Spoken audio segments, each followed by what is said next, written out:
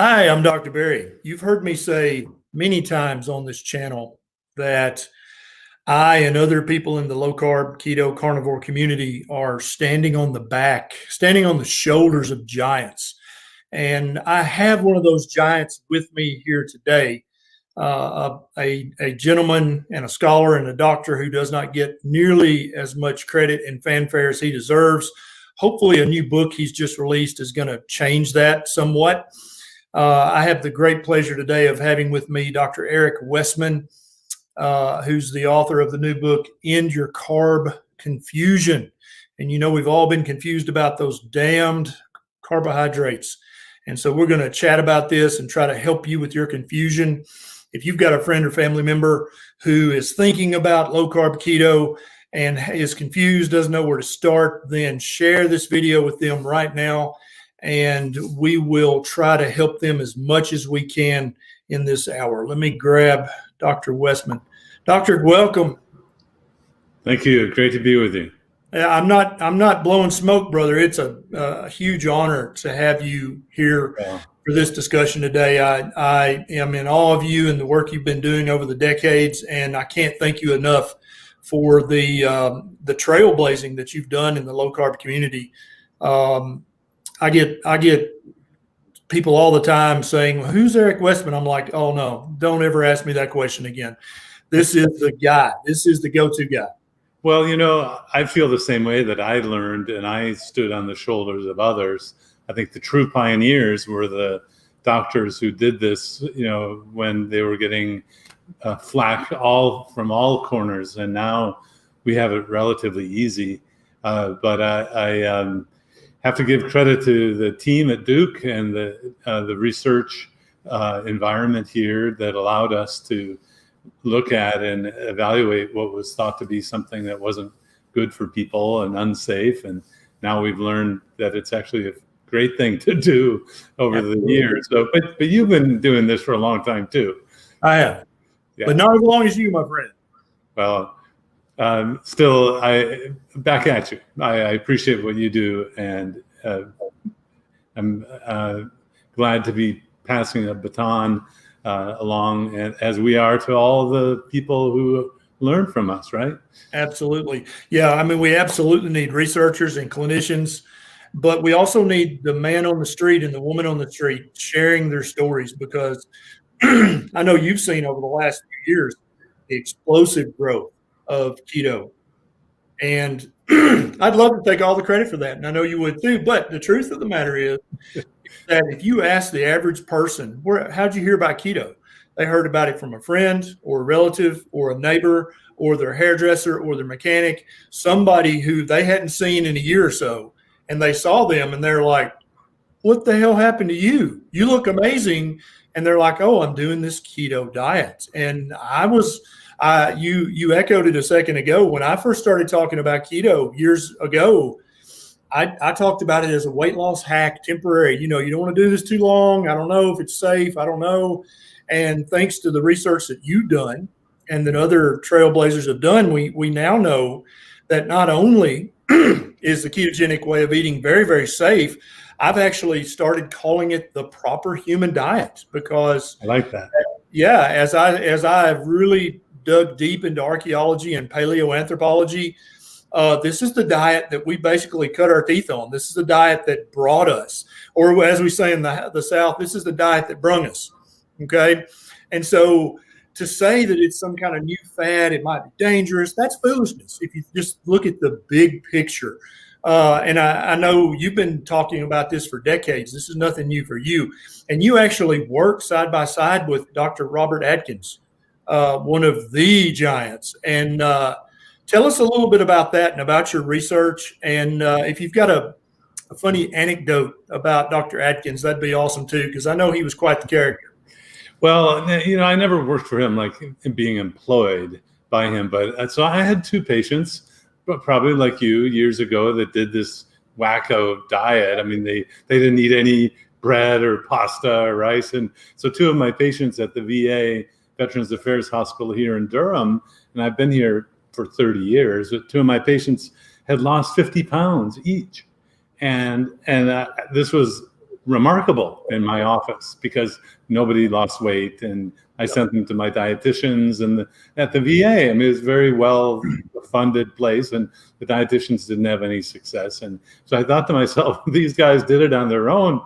If this was safe, I mean, you wouldn't even need doctors to fix the obesity problem. I agree. So this is 1998, so it's a while ago. And I'm looking at these guys, and one of them actually kind of shames me into reading the Atkins book, because he said, the book came out before you were born. And it wasn't quite, but it was close. And so, I got the idea, okay, it's been around a while. Dr. Atkins certainly had a name, but I didn't know much about it. Kind of like a lot of doctors, even today, they have this kind of superficial keyhole view of what Atkins means, who he was, what the diet is. So I was curious, and I went out and read the book. And I said, it's just a bunch of anecdotes.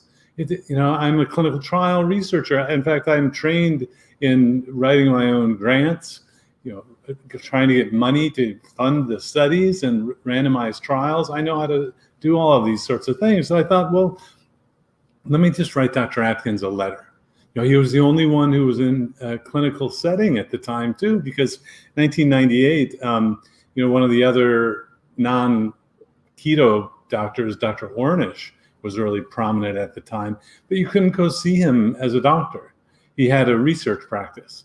So he didn't, like you and I, he didn't really see the same patients over and over and had to fix them. I mean, there's nothing like having someone coming back to you saying, I'm not fixed, to figure out how to fix them. Mm-hmm. But Dr. Atkins, and Dr. Eads had retired. Mary Dan and Mike Eads, who wrote Protein Power, had retired. They didn't have an office. Oh, they did before they retired. So Dr. Atkins was the only one. So I wrote him a letter, and he calls on the phone, and the phone call kind of went like this, what do you want? And I said, well, I'm very interested. Your diet helped two of my patients. And imagine he's been doing this 30 years, right? And he's up in Manhattan, and I'm down here in Durham. But he was impressed that a doctor from Duke called. Now, years later, I hear this story. And so I said, well, your diet seems to work. He said, yeah. And I said, well, you need to do research. I read your book, and all there are a couple anecdotes, and meaning cases of people getting, remarkable cases, though.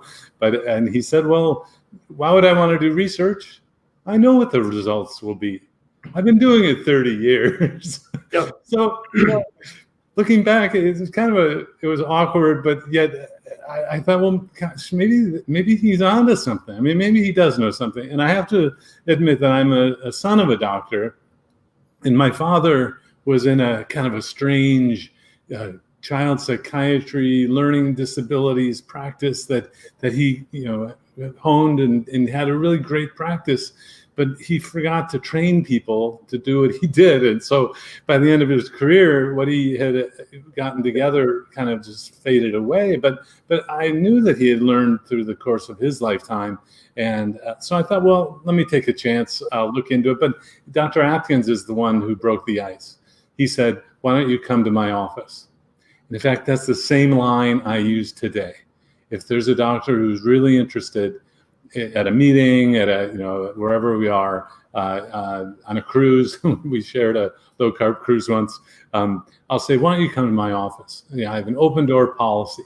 And so I took the trip up to New York City, and I sat in the office of Jackie Eberstein, who is still around teaching and consulting, and Dr. Atkins as well. But by the time Dr. Atkins, this was 1998, he's been doing this 30 years.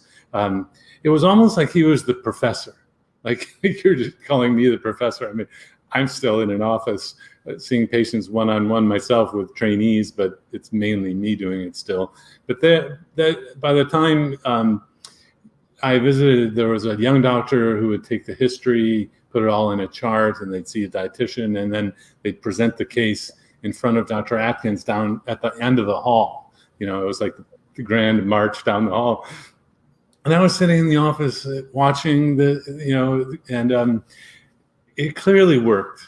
I saw charts. They let me peek over them, and I had thought ahead. What do I really want from this visit to Dr. Atkins? And I didn't want to work for him. I'm a researcher, but I was intrigued with the hope, the promise that there might be.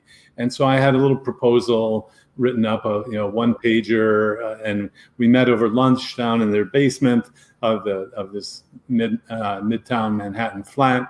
And I pitched a study. I said, look, I'm realizing now nobody believes you. I mean, even if I went through your charts, no one's going to believe because it comes from you. There was such a lack of confidence in what he said. Oh, he's just writing books and all this. But it wasn't true. I mean, I was seeing it with my own eyes, and I thought, well, let me go back to Duke and let me do some studies. Here's a proposal. And he pulls out his checkbook and writes the grant right there, the money for the grant. Nice. Looking back, it wasn't much, but it was enough to do 50 people over 6 months. And we published that paper in 2002. Going back, we said, you need to do another study because it wasn't a controlled trial. And randomized trials are the most respected kinds of research in medicine. So I said, you need to do a randomized trial, and they funded it. They had created a research foundation, which actually got a corpus of money when Dr. Atkins died in 2003, and funded all of these professorships around the U.S. and some research. And so our kind of flagship or our pioneering work was in the Annals of Internal Medicine in 2004. And as we saw the research going like this, I remember a colleague at Harvard at the time who I knew better said, your work's very influential. I reviewed it, he said. But the research was going like this, but then Dr. Atkins dies. It was the spring of 2003. And so what was going to be the Atkins craze of 2003, 2004, and hopefully by now we fixed obesity and diabetes, didn't happen. And it's not that there was any research that came out to say it was bad. It's that Dr. Atkins slipped on the ice in New York City and bumped his head and died over that week or weekend. And one of the rules or things you want to learn is don't live in an area where there's ice, It's very bad for your health. Much more dangerous than keto. That's for damn sure. Well, but so I knew the doctor who worked for Dr. Atkins. His name is Keith Berkowitz. He's an internist. He still works in New York City, taking care of a lot of the patients that Dr. Atkins had. And he's the one who found Dr. Atkins on the sidewalk as he was walking to work too. So that's kind of the, I'm telling you what really happened when I know there are all these urban legends about, oh, he's the doctor who died of his diet. And, no, that's not true. But that's why I'm a little shy about having a book or a name of a diet called the Westman diet, because, when Westman dies, well, there goes the diet. His diet did not make him immortal. Therefore, it's crap. Yeah. Right. So because Einstein died, the theories that he came up with can't be true, right? Right. Exactly. Right. But I'm kind of in the same boat that Atkins was, because, I've been practicing for 20 years. And so for the first few years of my practice, I vigorously recommended Weight Watchers, because there was a local little chapter of Weight Watchers in our small town. And I just said, if you want to lose weight, join Weight Watchers. I mean, that's what they do. Duh, right? And join the gym. Or if you're an obese diabetic, then follow the ADA diet. That's just it. And just move more and eat less. And it's all about calories in, calories out. And I said that every day for years, Dr. Westman. And everybody came back either exactly the same or fatter and sicker. And so when a doctor sees something like keto, and so I started initially recommending keto to my most morbidly obese patients, just as a way to back. How did you get onto it as a practicing doctor? I don't think I've heard that. About 7 or 8 years I've been recommending, and it's went by different names. I've called it low carb. I've called it the primal diet. I've called it the ancestral diet. What was your aha moment where you I can't remember, was it your personal experience? Yeah. I was morbidly obese and a pre-diabetic. And so I had to find something to fix me. And that's what fixed me. I started out with low carb, primal, ancestral, paleo, which are all basically, I call what they are is they're just fumbling attempts to try to figure out what we're supposed to eat. And they all were improvements over the previous fad of low fat, high carb, but they weren't exactly right. But when I found keto and found you and some other people talking about that, and I started applying that to my people who had failed 50 different diets. Literally, they are just like, oh, another diet. Oh, yippee, that's going to be awesome. I'm sure this is the one. And those people would come back for their 3-month or 6-month checkup, and they had lost 40, 50, 60, 70 pounds. And they were like, dude, you said I could do this for a month. Is it okay if I do this for another month? Is it safe? And I'm like, I think it's safe for you to do it for another month. And so when you see those kinds of results as a practicing doctor, I'm with Atkins. I don't have to do any damn research. I've had enough anecdotal feedback from my personal patients to know that this is by far but that I've ever recommended. There's still naysayers. I mean, there always will be. Sure. But I remember Dr. Ornish, who would be just lambasting Dr. Atkins and giving him a hard time. And I'd just be observing this. And I finally said, have an open mind, Dr. Ornish. And he said, well, not so open that your brains fall out.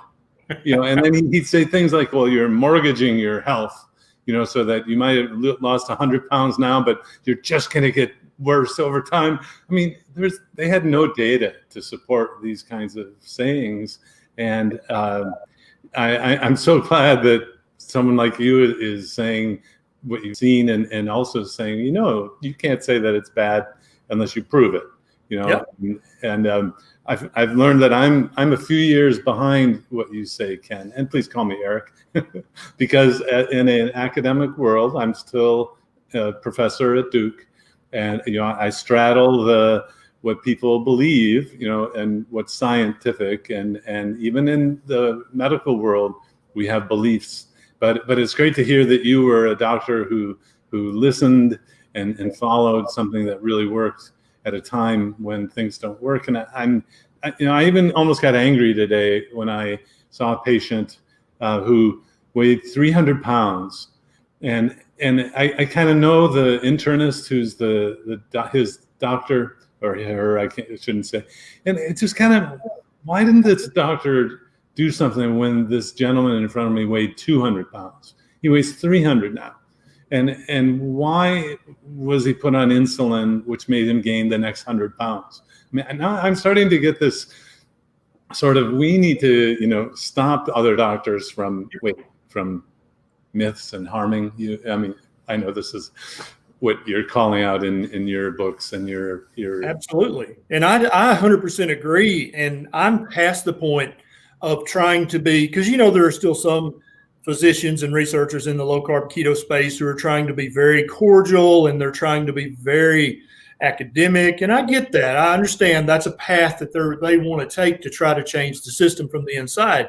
Like our good friend Nina Teicholz, she's wanting to change the food guidelines from inside. And I was tweeting with her the other day, and I was like, I love you to death and good luck, but I'm not holding my breath. I just don't think that's how we're going to do this. And I think it's time for people to start calling out doctors and other healthcare providers when they're just like, oh, okay, so I saw you last year and you weighed 280. Now you weigh 310. But I'm going to give you the same advice I've been giving you for the last 15 years. I think every patient, keto is well known enough and it's out there in the mainstream media enough that if a healthcare provider is still doing that kind of stupid shit, I think it's past time for patients to start calling them out, and for doctors, colleagues to say, dude, what are you doing? Are you running an obesity clinic? And by obesity clinic, I don't mean that you're helping people reverse their obesity. I mean that you're getting patients obese. Yeah. It's an anti-obesity clinic. What do you think about it? Time for that to start happening. So I'm glad that you got mad today, because I think a lot of us really need to get mad and start speaking out, because these doctors sit in their in their self-serving ivory towers, and they're just like, well, the Harvard School of Public Health says, and so therefore, and I'm like, but what has been happening with your patients? What is your feedback from patients? They're uniformly getting fatter and sicker. That's not working. So what are you going to do now? Yeah, there's sometimes when I can use that. Are you happy with that doctor? No, not really. Well, let's go teach him a lesson. I'll fix you. I'll teach you, and then you go back. Actually, a lot of times it's another doctor who intervenes and kind of says, "Why don't you go see Westman?" I mean, he's got a different approach, and of course, the keto lifestyle changes. It's so potent. It's so powerful. I practice the best internal medicine that I ever have. Fixing diabetes, high blood pressure, all of these, fatty liver, all these things that I used to just give medicines for. And it's actually especially gratifying to see other doctors see the light, because then of course, and I hope they slowly but surely are. I see a lot of the last low carb conference I was at. I always ask for a show of hands. How many healthcare providers, pharmacists, doctors, nurse practitioners, PAs? And it was probably 30% of the audience was healthcare providers. And so that gives me a lot of hope. Yeah. And I know that if there's that percentage of healthcare providers attending a low carb conference, then every other doctor in their community, they have to know that they're doing that. And I think it speaks a lot to just the lack of curiosity that many doctors have. It's like, I'm comfortable where I'm at. I got my prescription pad here. I got a brand new Mont Blanc with a fresh cartridge. I'm just going to write scripts all day, and I don't, whatever. I'm safe. I can't be sued because I'm following the standard of care. So I'm not really interested in being a maverick. And I think that should be part of any doctor's endeavor, is to do whatever it takes to get your patients healthy. And I think a lot of them are dropping the ball. Yeah. Well, I do understand if you haven't been trained in nutrition or obesity medicine at all, a lot of doctors just don't know what to do, or they've never seen someone improve, so they don't think it can happen. But yeah, my tolerance for especially doctors who are allowing someone to gain hundreds of pounds on their watch. I mean, that I don't know the right language other than, there's another way to go about this. But okay, they're harming people. But exactly.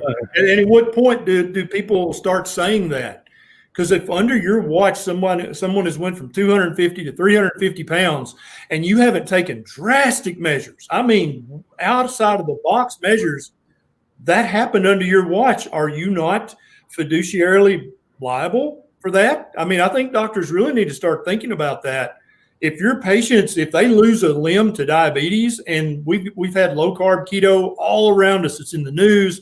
They may be talking about, stupid keto breath and keto butt crack, but it's still in the news enough that at some point you should have Googled that as a curious researcher and a curious practitioner. You should have Googled that to find out what the hell is this keto? What is everybody talking about? Why is this so popular? To just have a complete and utter lack of curiosity, I think, is not a sign of a true learner or a true teacher or a true scholar. End your carb confusion. Let's turn this train and let's talk about that, because you've seen the questions on social media. People are like, well, how should I count net carbs or total carbs? Should I be 50 grams or 20 grams? There's so much confusion because, like I say, we're all kind of stumbling around in the dark. How much apple cider vinegar should I drink? Right. How many shots of apple cider vinegar, and should I shake it up or not? Yeah, it's all this foolishness. And then, of course, all of the manufacturers are trying to jump on now. Slim Fast Keto, and I'm sure there will be a Weight Watchers Keto, even though the CEO said there will never be a Weight Watchers Keto. I think when the stock tanks up, magically there will be Weight Watchers Keto here before long. So let's talk about your new book you wrote with my good friend Amy Berger called End Your Carb Confusion. And help us to end some of this carb confusion, because this book is so full of common sense. I love it. Well, that's a combination of the Westman Berger team that we really kind of hit it off, and that she likes simple things and writes very clearly and very simply.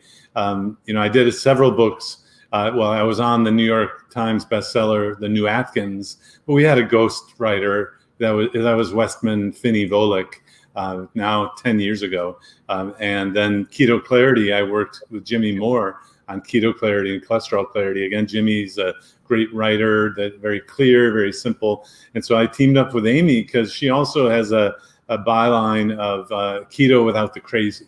And so we were kind of commiserating about 10, 15 years ago, it was just low carb and you didn't have to worry about all these other things. So basically, we tell the story of how doctors long ago, even, the saccharine disease with T.L. Cleve, talked about sugar being the problem, not fat. And of course, nobody listened. And then just in the last few years, Gary Taubes wrote the book, The Case Against Sugar, with that noose of a candy, a sugar candy. So the paradigm is shifting, and being involved with Cholesterol Clarity, the researchers know about this. The clinical doctors don't. And the researchers don't get airtime in the clinical world because of the drug treatments that we have. So right. It's clear to me now that the emphasis should be shifted from fat is bad, cholesterol is bad, to sugar is bad, diabetes is bad. That's where the emphasis should be. Absolutely. So not to bore people, as an academic, I know I can keep talking when someone's sleeping in front of me in the classroom. I teamed up with a writer, professional writer, and the story is of how sugar and insulin are the bad guys. And even then we tell it, I hope, in a clear, simple way, so that if you have a family member or a loved one, or even if you're curious, but you don't want, to read books like this thick and be real scientific about it, we've tried to make it really clear, even with some new artwork to show you, put it in art, in visual terms. And did you notice we don't even have a scientific reference? That was my call on it. Amy thought, well, we're going to get a lot of flack for not having scientific references. I said, what? We're not saying anything controversial, right? I mean, not to the mainstream anyway. Yeah, so, and I think there's a place for books with 800 citations at the end. But for a book like this, the person who's going to read this book and actually benefit from this book, they don't want to works cited at the end. That doesn't. They're gonna read what you say and they're gonna try it in their life. And so then the question becomes, well, is keto safe to try for 30 days, 60 days, 90 days? I mean, is it going to kill you? Well, duh, no, it's not going to kill you.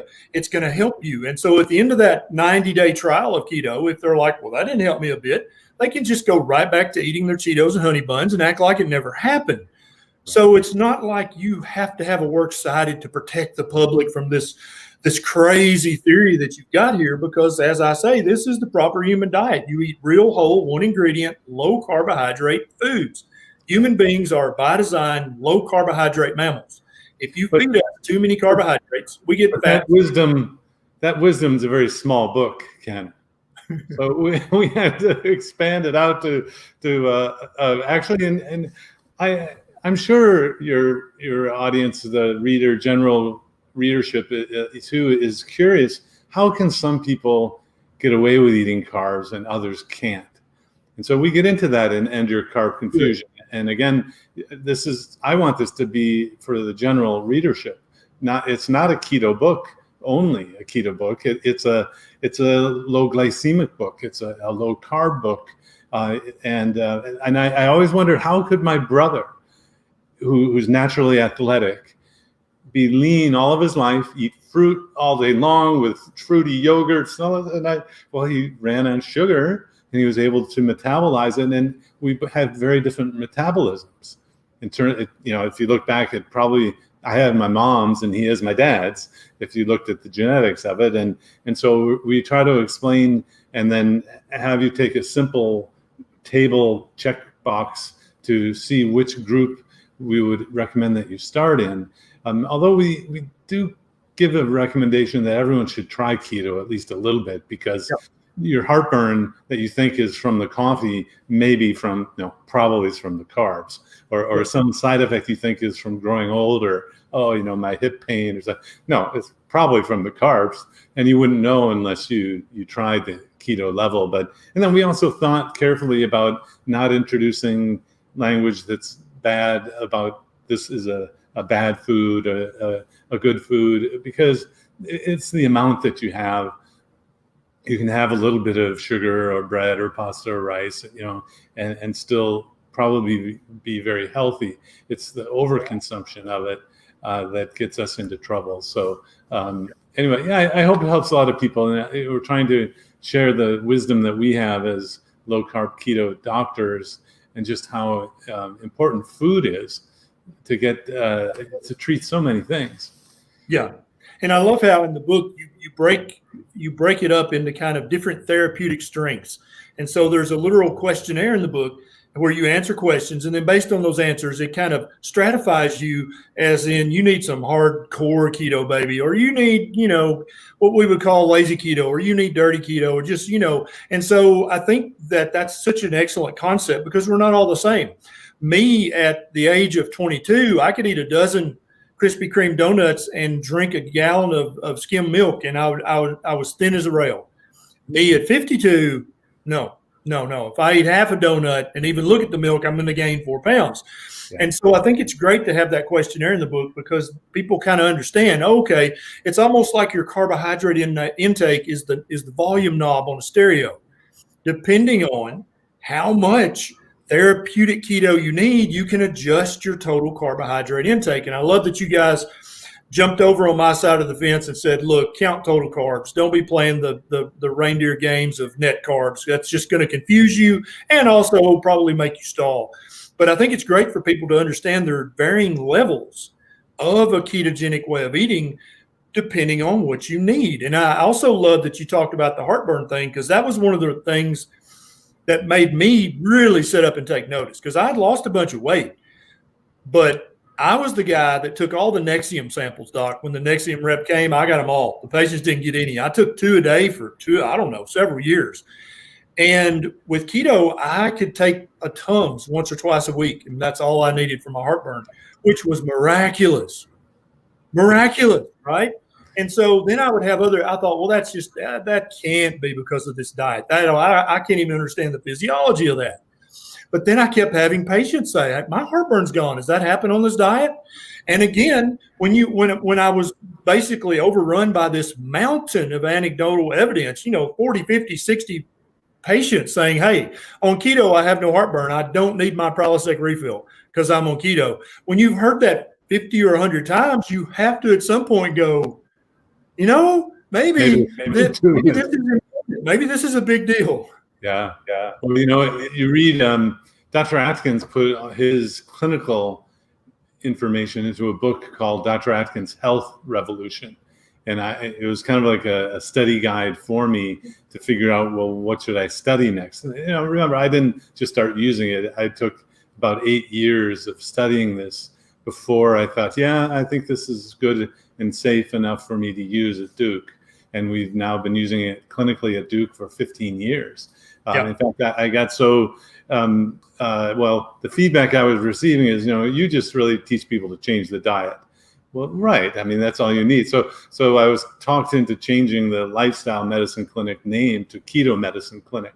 And so I've given a few talks on, here's what keto medicine is. You can do all of these different things. We'll see if it takes off or not. But, and that's a big message. You don't need to exercise to get this done. And that's still one of them, common, it took a history today of, I need to exercise. No, you don't. Yep. And then, the eyes bug up. Yep. I know. And I tell people that every day. And that has been so ingrained in our psyche from our modern society, that if you're going to lose weight, you have to join the gym, you have to jog, or you have to do something.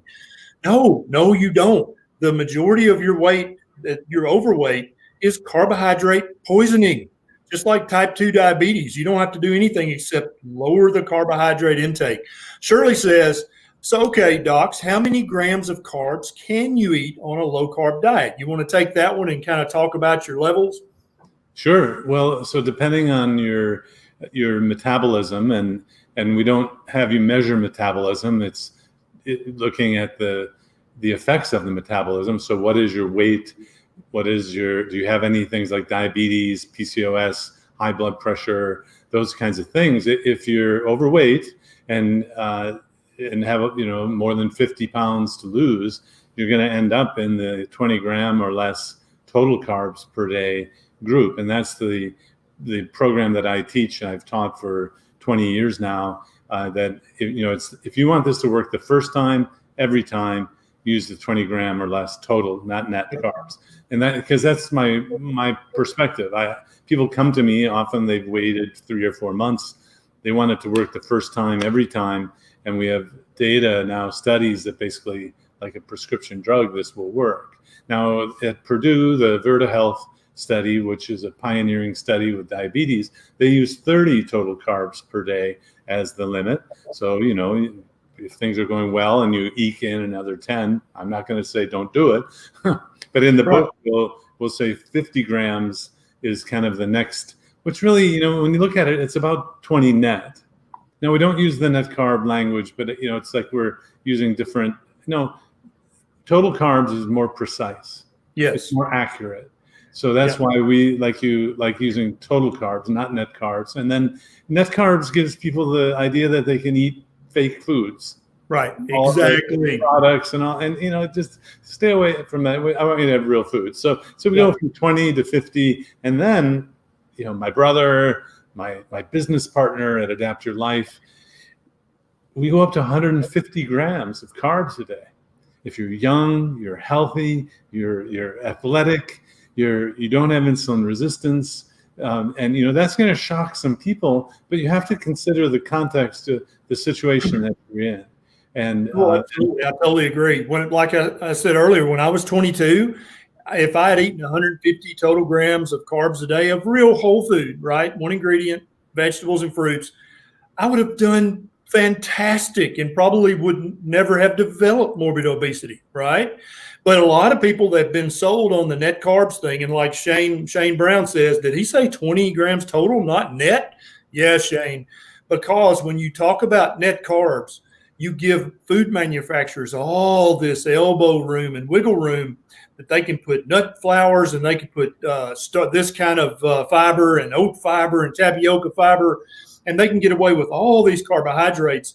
A friend of ours, she actually did a little experiment at home, and for 20 net carbs, she was able to eat 127 total. Wow. That's what the total would have been, right? And so you think you're doing good with 20 net, but you're really eating 100 total grams of carbs a day.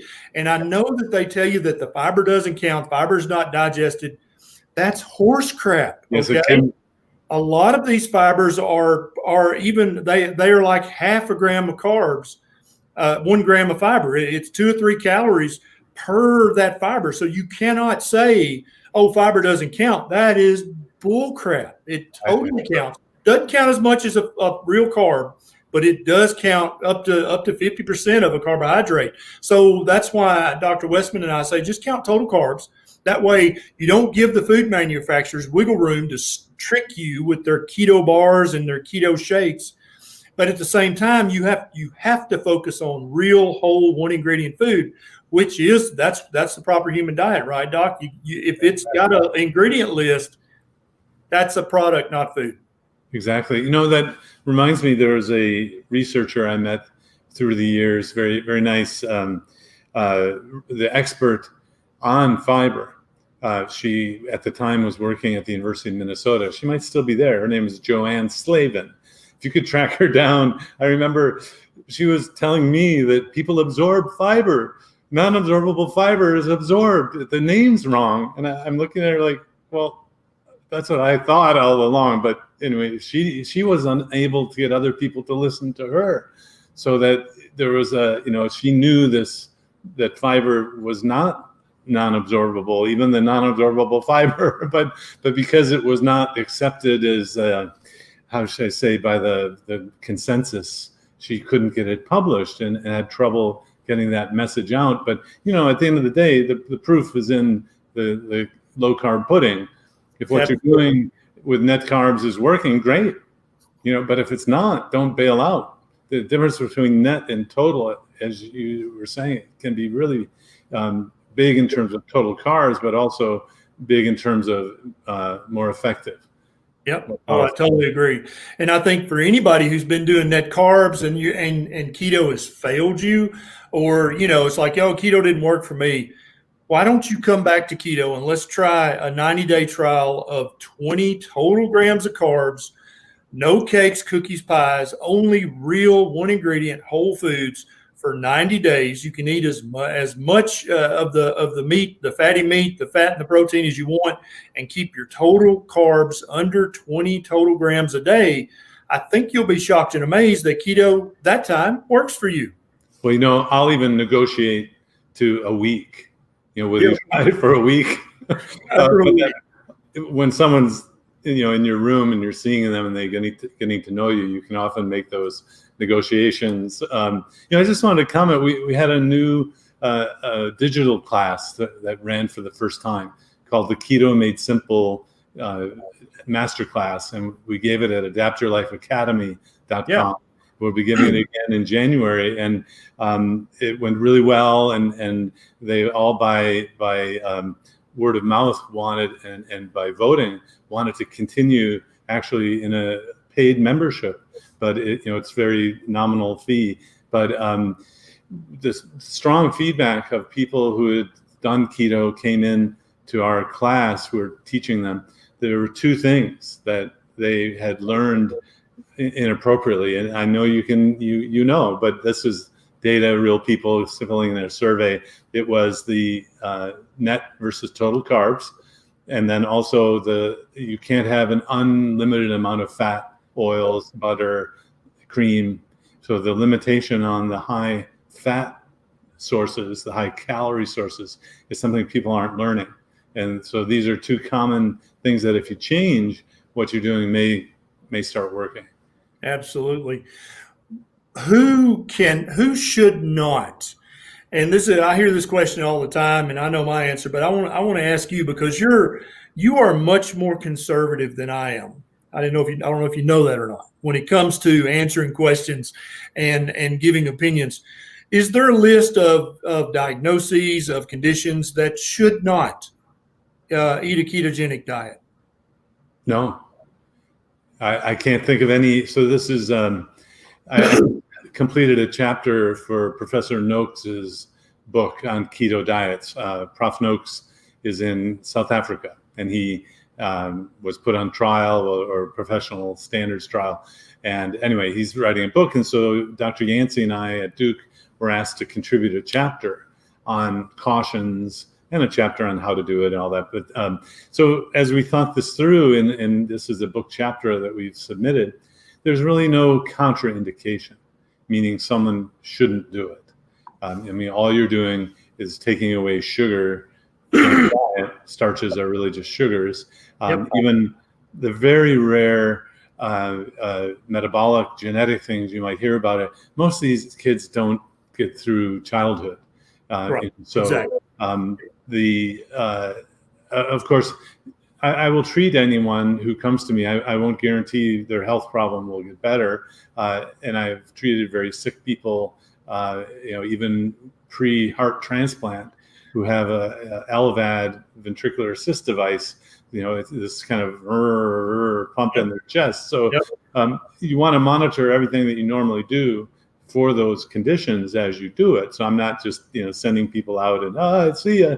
I'm very careful and will monitor people very carefully. So there's a medical monitoring line that if someone has a disease, so it's not a contraindication. I wouldn't say you can't do it, but you want to do it with monitoring. And even then, otherwise healthy people, let's say pregnancy and post-pregnancy, it's probably okay, but these areas are a little more sensitive, especially medical legally.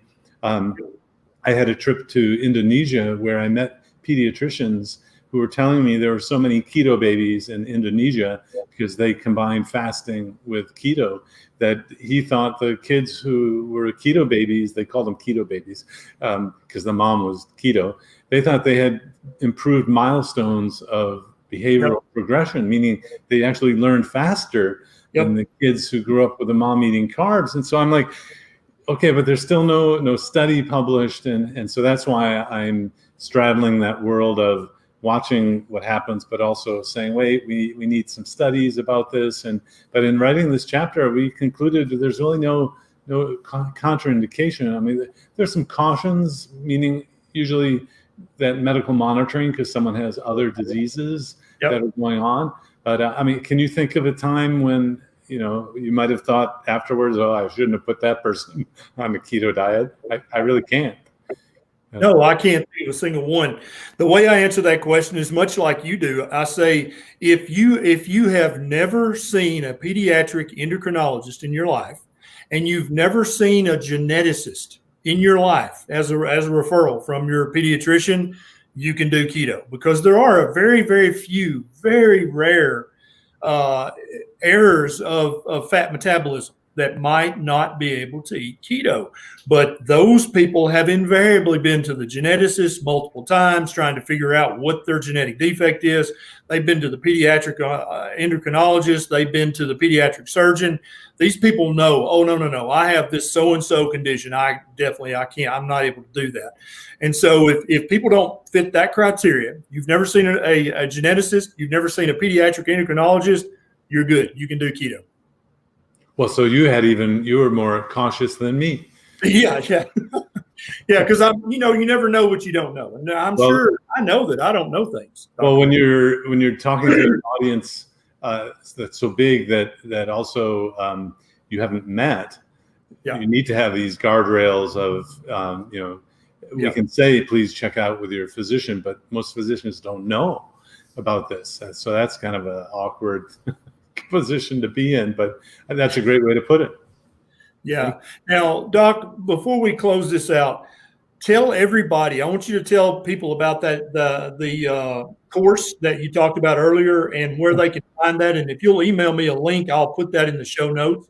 I've got a link to the book, End Your Carb Confusion. It's up here on Facebook and down there on YouTube. And there's a link to the Amazon, so you can get that right now.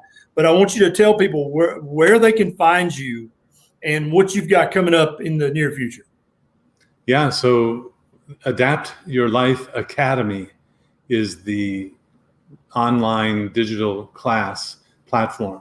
So Adapt Your Life is the company I've been working with now for 5 years with keto bars, and I don't even push them much because I want people to eat real foods. But adaptyourlife.com is the bar and product company, but adaptyourlifeacademy.com is where you can learn. You can subscribe to a mailing list where we give out information, and we give like weekly letters of just tips of things to do, and then announce when an open cart occurs for a class. So what we're doing is we're taking a cohort of people. So this first time we had over 500 people all doing keto at once, under my kind of purview, which I usually send people home and they come back at a month. So but it was great. The results are just phenomenal, as you would surmise. So adaptyourlifeacademy.com, and I just got the draft to look at. I'll be on the cover of Woman's World in January. Of course, photoshopped, and you might not recognize me, but I just saw the copy for that. And again, another keto doctor on there with stories, and we need more and more. In fact, I was thinking we need more women on the cover of Woman's World. Yeah, I think so too. They don't need to have two ugly guys like me and you on there. They need to have Amy Berger. That's who they need to have on there. It gets the word out, and thanks for asking about that. The End Your Carb Confusion book, if you like to read, and then there's drwestmanonline.com. It's drwestmanonline.com. I know it's too long, but there you can actually get links to useful information in a video I did some years ago. So we're trying to get the word out in many different ways. Digital class, Adapt Your Life Academy, a book, and Your Carb Confusion, and even that page 4 still lives on with it. You can download there too. So I love it. Malachi says that you've got great content on your mail list. Do you have an email list people can join? Yes, that's at Adapt Your Life Academy/subscribe. That's the mailing list. Perfect. I love it. Doc, thanks so much for doing this. It's always a pleasure chatting with you. I think we haven't seen each other since Denver, maybe, or somewhere. Yeah, I don't know if we're ever going to have another low carb conference or not. I'm about to just give up and become a Tennessee hermit and just move to the farm and say, forget it. But yeah, people will come visit you.